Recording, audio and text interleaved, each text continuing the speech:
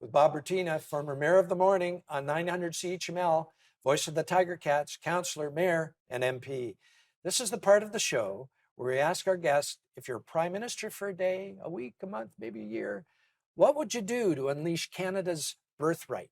What would you implement that could be a game changer that can enhance prosperity for all? And Bob, we were speaking about this earlier. I truly believe Canada is one of the richest countries in the world, and it's a birthright that we haven't yet exploited.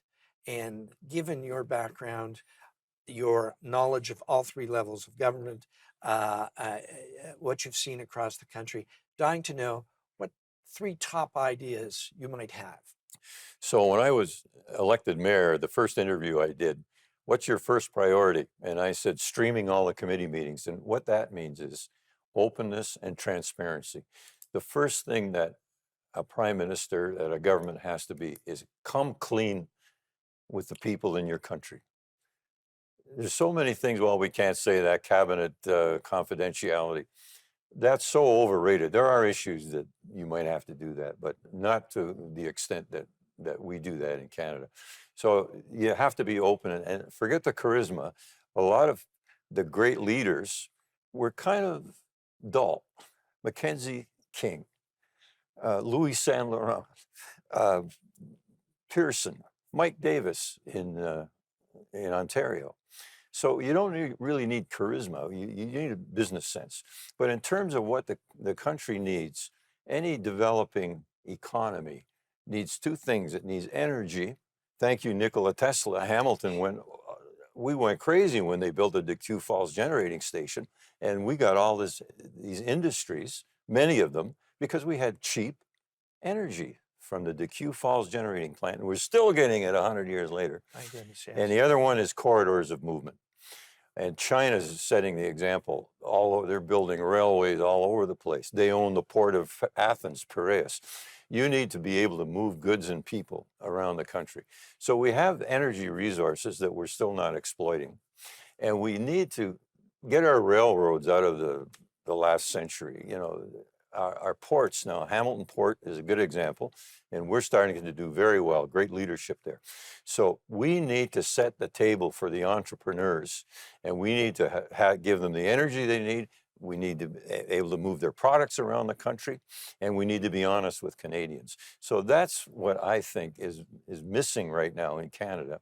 And I'm not sure whether an Elon Musk type of person has to have the opportunity to do that stuff. And we're not giving them enough of those opportunities. Well, I'm told Elon has a Canadian citizenship. I don't know if that's well, he true lived or in not, Canada. But if it is, can't we invite him up here? Well, I don't see why not. Ask everybody. And people really do like Canadians. They're just kind of puzzled right now about the government direction. My goodness, interesting. So let me just talk about your first notion there of streaming. More transparency, more openness. What do you make of what's going on in Ottawa right now? Well, any of the newscasts will say, we don't know what's going on. Right. And no transparency. It's so unbelievable. I've never felt so distressed about the country based on the situations that have been occurring in Ottawa. And it's all based on the fact that the Prime Minister's office, the PMO, is a little hermetically sealed place that even Jody Wilson-Raybould said at the time when she was the Attorney General, I could never get a meeting with the Prime Minister. This is unbelievable, because any of the great leaders of the world and the greatness of Canada was at a time when we had ministers. I mean, going to the wartime, C.D. Howe, who did so much for industry, Piggott of Hamilton was in charge of the wartime housing thing. They built all these houses that we need to be built again. They did that at the end of World War II. So put the right people in place and let them do their job. And we don't need so much charisma. Bob, I could sit here with you all day. I love your thoughts on these issues. We're going to have you back. Well, I'd love to. Thank you so much for coming into the studio. Hamilton has been very well served by you. We don't know how lucky we are. Thank you so much for your service. And thank you for the opportunity. Fantastic.